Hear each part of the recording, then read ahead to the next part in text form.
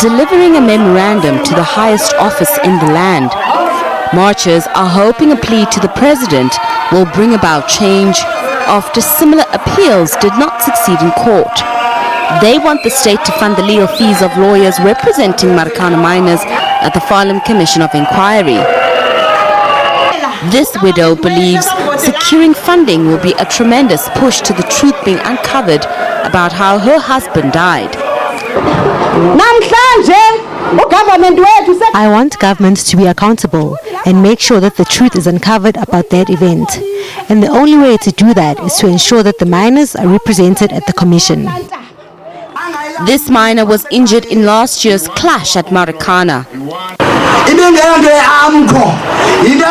Last year was not an armed coup protest, it was a workers' protest, and also to protest against those of us who were killed trying to fight for our rights.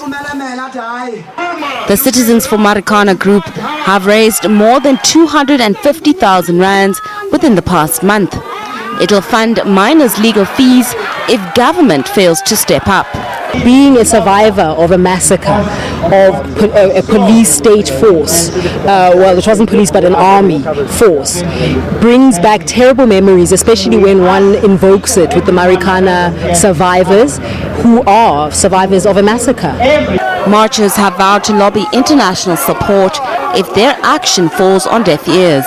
Leaving the workers out will not help. It raises a question of integrity, legitimacy of the process of the commission. If they do respond positively, there won't be a need to go to court on the 25th and 26th and to pursue this struggle.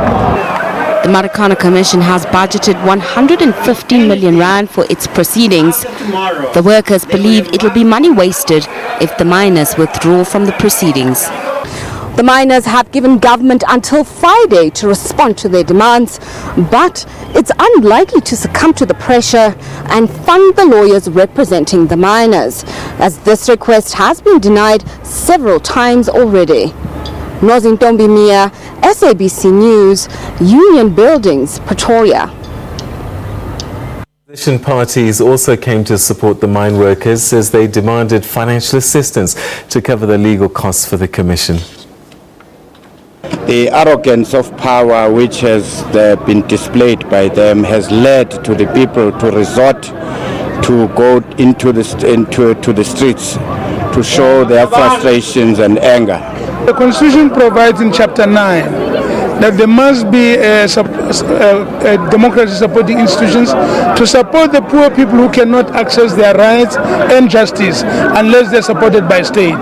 A conclusion has been made already that workers are guilty, and what makes workers guilty is because they are Africans.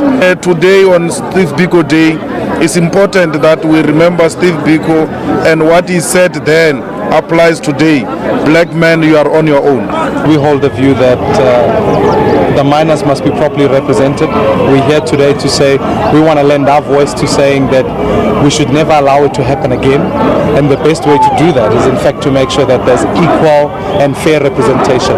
In the interest of justice, we have to stand up as leaders and say to the government, they mustn't add insult to injury. All the sides need to be taken care of by government, the lawyers of the police and the lawyers of the families.